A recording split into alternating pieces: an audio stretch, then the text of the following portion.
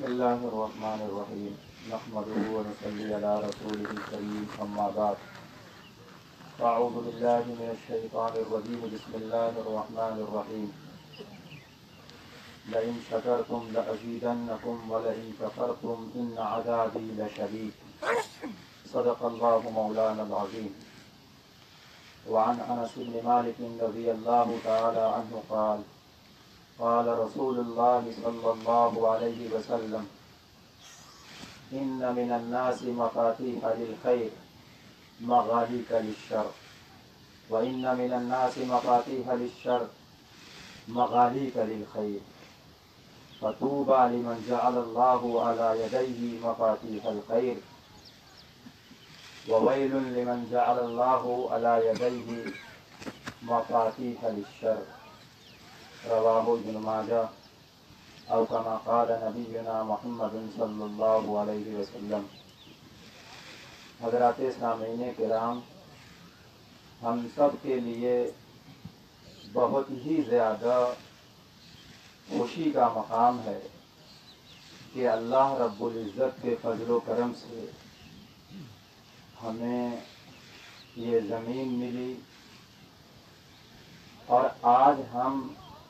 تمام تر خوشیوں کے ساتھ انتہائی عقیدت و محبت کے ساتھ یہاں پر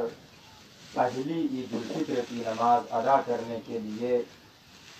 جو کہ شکرانے کے طور پر ہم پر واجب کی گئی ہے حاضر ہوئے ہیں۔ در حقیقت اسباب کی دنیا میں جب عید کی نماز کے لیے زمین لینے کی بات آئی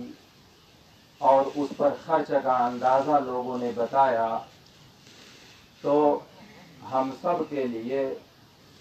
یہ خلاف توقع بات تھی کہ اتنی کم مدت میں اتنا کثیر پیسہ اکٹھا ہو جائے گا، مگر لوگوں کے حوصلوں کو سلام، ان کے جذبوں کو سلام، نوجوانوں کی محنتوں کو سلام، ماؤں بہنوں اور بزرگان دین، علماء کرام اور گاؤں گھر محلے کے سبھی لوگوں کی محنتوں کو سلام، ان کے ارادوں کو سلام، ان کی کوششوں کو سلام، ان کے تعاون کو سلام کہ انہوں نے دل کھول کر اللہ کی راہ میں پیسہ خرچ کیا اور اللہ کی نصرت، غیبی نصرت کچھ ایسی ہوئی کہ خلاف توقع ایک کثیر رقم اکٹھا ہو گئی اور اللہ کا نام لے کر کے اس کام کو آگے بڑھایا گیا، اور آج ہم لوگوں کو ثمرہ یہ مل رہا ہے کہ ہم لوگ کھلی فضا میں اپنی نئی عیدگاہ میں اس وقت شکرانے کی نماز کے لیے اکٹھا ہوئے ہیں۔ واقعی اگر سب کا مل جل کر کے تعاون نہ ہوتا، رب تعالیٰ کا فضل و انعام و احسان و کرم نہ ہوتا، علماء کی توجہات، جوانوں کی محنتیں، ماؤں اور بہنوں کا تعاون نہ ہوتا تو ہم یہاں پر آج نماز کے لیے حاضر نہ ہو سکتے تھے۔ اللہ تعالیٰ سے دعا کریں کہ اللہ سبحانہ و تعالیٰ جس نے جو کچھ بھی اس جگہ کی خریداری کے لیے خرچ کیا ہے اللہ اسے قبول فرماوے، جس نے جس لائن سے محنت کی ہے، کوشش کی ہے، اللہ سبحانہ و تعالیٰ اس کی کوشش کو بار آور فرمائے اور ہم سب کے لیے ذخیرہ آخرت بنائے۔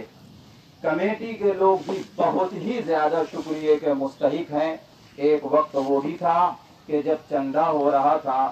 پورا مہینہ لوگوں نے راتوں کو صرف کیا ہے، قربان کیا ہے، محنتیں کی ہیں، تب کہیں جا کر کے ہمیں یہ زمین ملی ہے اور اب بھی مسلسل محنت ہو رہی ہے۔ بہت ساری رقم آپ حضرات جانتے ہیں باقی ہے، ہم سب دل کھول کر کے مزید تعاون کر دیں تو انشاءاللہ اللہ کی نصرت دوبارہ پھر آئے گی اور جو بقیہ ہماری رقم رہ گئی ہے وہ بھی پوری ہو جائے گی۔ خدا تعالی ہم سب کو مزید تعاون کی توفیق عطا فرمائے، ہمارے دلوں کو مضبوط فرماوے، ہمارے ارادوں کو مضبوط فرماوے، ہماری جان میں، مال میں، آل میں، اولاد میں، کاروبار میں اللہ سبحانہ و تعالی برکت عطا فرماوے، عافیت عطا فرماوے۔ مسلمانوں، اللہ کے رسول صلی اللہ علیہ وسلم نے ایک ایسی حدیث بیان فرمائی ہے جسے سن کر بالیقین آپ بھی خوش ہوں گے، آپ بھی فرحت و انبساط محسوس کریں گے اور ہم بھی محسوس کریں گے۔ راوی سیدنا انس بن مالک رضی اللہ تعالی عنہ ہیں، ابن ماجہ شریف کی روایت ہے۔ اللہ کے رسول صلی اللہ علیہ وسلم سے نقل فرماتے ہیں کہ لوگوں میں کچھ لوگ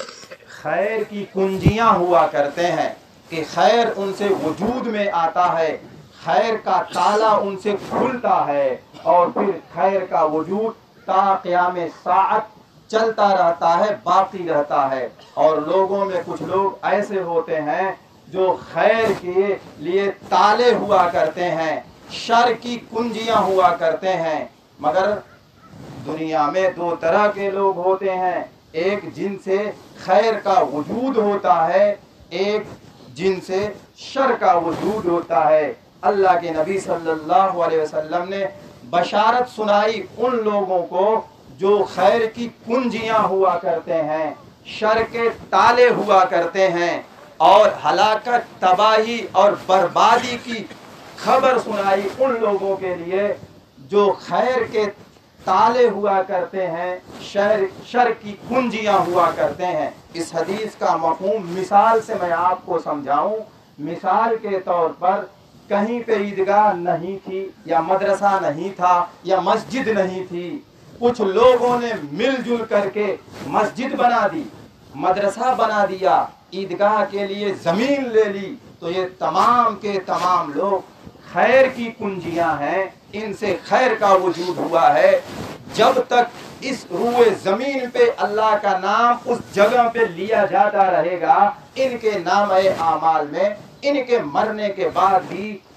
ثواب مسلسل ملتا رہے گا۔ کچھ لوگ ایسے بھی بے توفیق لوگ ہوا کرتے ہیں جہاں خیر کا وجود ہوتا ہے مگر اس خیر کے وجود کو بند کرنے کی کوششیں کرتے ہیں۔ محمد الرسول اللہ صلی اللہ علیہ وسلم نے بشارت سنائی ان لوگوں کو جو خیر کی کنجیاں ہوا کرتے ہیں، اور ہلاکت، تباہی اور بربادی کی خبر سنائی ان لوگوں کے لیے جو شر کی کنجیاں ہوا کرتے ہیں۔ رب تعالیٰ سے اس کھلے میدان میں دعا کریں کہ اللہ تعالیٰ ہمیں بھی اور ہماری نسلوں کو بھی خیر کی کنجیوں کے لیے قبول فرماوے، اور شر کی کنجیاں ہونے سے اللہ سبحانہ و تعالیٰ ہماری بھی، آپ کی بھی، ہماری اولاد کی بھی اور آپ کی اولاد کی بھی اور پوری امت مسلمہ کی حفاظت فرماوے۔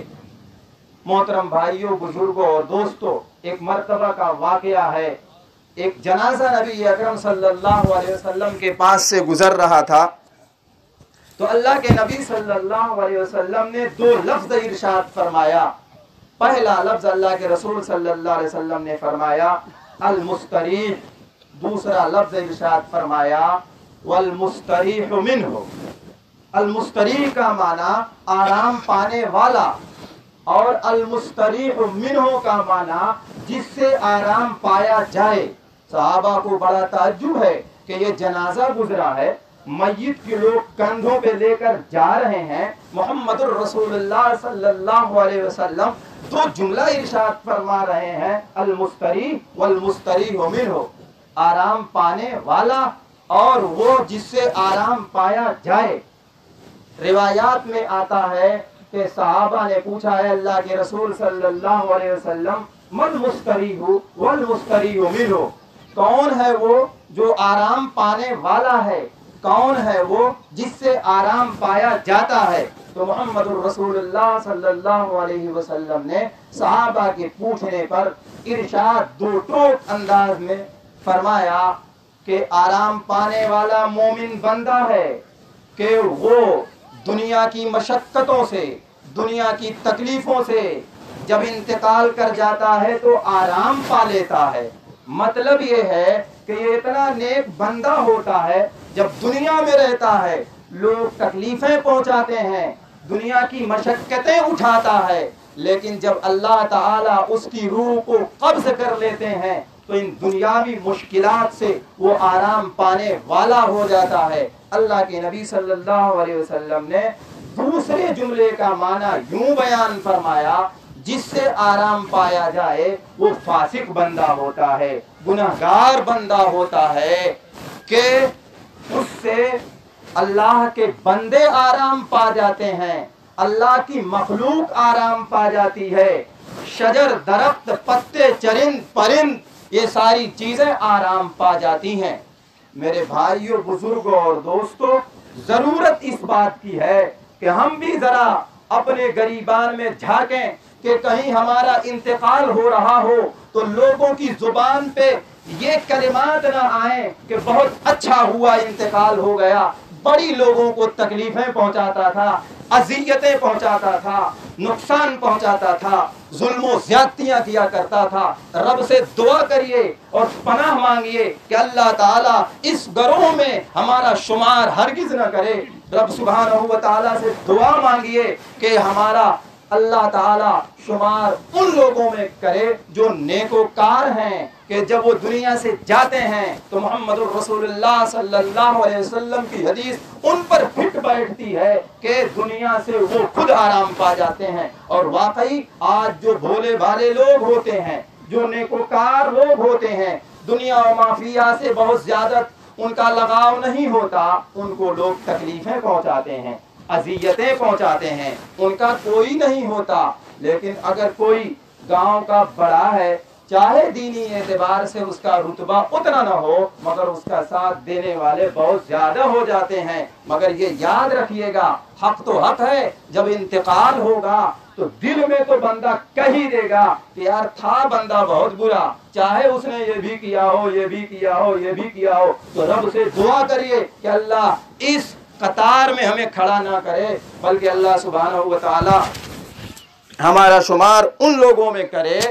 کہ جب ہم جائیں تو لوگوں کی زبان پہ ہماری تعریفیں ہوں، جب ہم جائیں تو لوگوں کو صدمہ ہو، غم ہو کہ اللہ کا یہ بندہ بڑی بے باکی کے ساتھ اپنی باتیں رکھتا تھا، لوگوں میں دین کی ترویج و اشاعت کے لیے کوشش کرتا تھا، لوگوں کا خیر خواہ تھا، پوری امت کا خیر خواہ تھا۔ اللہ کے نبی صلی اللہ علیہ وسلم کے پاس سے ایک اور جنازہ گزرا، بخاری کی روایت میں یہ بیان کر کے بات کو ختم کرنے کی کوشش کروں گا، وقت کم ہے۔ اصولی والے حضرات کھڑے ہو جائیں، جن لوگوں کو متعین کیا گیا ہے ایسے ہی اپنے طور پر کھڑے ہو جائیں اور وصولی کریں اور دل کھول کر کے تعاون کریں، بہت زیادہ ضرورت ہے۔ واقعی آپ سب لوگوں نے مل جل کر کے جو تعاون پیش کیا ہے، اللہ ہی اس کا بہتر بدلہ دے سکتا ہے، بندہ کچھ نہیں کر سکتا، دعائیں ہی کر سکتا ہے۔ اللہ تعالیٰ قبول کرے، ہماری مغفرت کا ذریعہ بنا دے اور نسلوں در نسلوں اس میں نماز ہو تو ہمیں بھی ثواب عطا فرمائے۔ خیر، میں ایک اور حدیث پیش کرنا چاہ رہا تھا، بخاری شریف کی روایت ہے، اللہ کے نبی صلی اللہ علیہ وسلم کے پاس سے ایک جنازہ گزرا۔ جب انتقال ہو جاتا ہے، نہلا دھلا کر کے لوگ لے کر کے کندھے پہ سوار ہو کر جاتے ہیں، چنانچہ اللہ کے رسول صلی اللہ علیہ وسلم کے پاس سے جنازہ گزرا۔ اللہ کے رسول صلی اللہ علیہ وسلم نے 3 بار ارشاد فرمایا، وجبت وجبت وجبت، واجب ہو گئی، واجب ہو گئی، واجب ہو گئی۔ پھر ایک اور جنازہ لے کر کے لوگ گزرے، محمد الرسول اللہ صلی اللہ علیہ وسلم نے اس جنازے کو دیکھ کر پھر فرمایا 3 بار، وجبت وجبت وجبت، واجب ہو گئی، واجب ہو گئی، واجب ہو گئی۔ یہ الفاظ بخاری شریف کے ہیں۔ صحابہ نے پوچھا، بطور خاص بخاری میں سیدنا عمر ابن الخطاب رضی اللہ تعالیٰ عنہ کے متعلق لکھا ہوا ہے کہ انہوں نے اللہ کے رسول صلی اللہ علیہ وسلم سے پوچھا، اے اللہ کے رسول صلی اللہ علیہ وسلم کیا واجب ہو گئی؟ تو اللہ کے رسول صلی اللہ علیہ وسلم نے جواباً ارشاد فرمایا کہ اے لوگو، جب پہلا جنازہ گزرا تھا تو تم لوگوں نے اس جنازے کی تعریف کی تھی اور کہا تھا کہ یہ بڑا اچھا آدمی ہے، تو تم نے جب تعریف کی تو اللہ تعالیٰ نے اس کے لیے جنت واجب کر دی، اور جب دوسرا جنازہ گزرا تمہاری زبانوں پہ اس کی شکایت تھی، اس کی ظلم و زیادتی کا تذکرہ تھا، تو میں نے وجبت وجبت کہا، یعنی اس کے لیے تمہاری گواہی پر جہنم واجب ہو گئی ہے۔ پھر فرمایا آسمان پر اللہ کے فرشتے اللہ کے گواہ ہیں، اور سنو انتم شہداء اللہ فی الارض، اور اے لوگو تم لوگ اس روئے زمین پہ اللہ کے گواہ ہو۔ تبھی کہا گیا ہے زبان خلق کو نقارہ خدا سمجھو، یعنی مخلوق کی زبان سے جو بات نکلتی ہے، نیکوکار لوگ کسی کے تعلق سے جو تبصرہ کرتے ہیں وہ تبصرہ مبنی بر حقیقت ہوتا ہے، رب کے دربار میں ان کو شاہد بنا دیا جاتا ہے اور انہی کے مطابق اللہ کے یہاں فیصلہ ہوتا ہے۔ مگر ایک بات بہت ضروری سمجھنی ہے، وہ یہ کہ کیا عام لوگوں کے تبصروں سے ایسا ہو جاتا ہے؟ ایسا نہیں ہوتا، بلکہ جو متقی صالح جانکار لوگ ہوتے ہیں اللہ کے یہاں ان کے تبصروں کا خیال ہوتا ہے۔ ان میں بطور خاص پڑوسی ہے، رشتہ دار ہیں، اعزاء ہیں، اقارب ہیں، نیکوکار متقی لوگ ہیں، اگر کسی کے بارے میں شہادت دے دیں، انتقال کے بعد دو جملے خیر کے کہہ دیں تو اللہ سبحانہ و تعالیٰ اسی کے مطابق فیصلہ کر دیتا ہے۔ اس لیے دعا کریے اور کوشش کریے کہ میری بھی زبان سے، آپ کی زبان سے کسی کو تکلیف نہ ہو، میرے کسی عمل سے کسی کو تکلیف نہ ہو، آپ کے عمل سے کسی کو تکلیف نہ ہو، مل جل کر کے ایک مشن چلائیے اور دینداری کا ماحول پیدا کرنے کی کوشش کریے، اور اس طرح کے خیر کے کاموں میں جہاں تک ہو سکے جس سے جو بن پڑے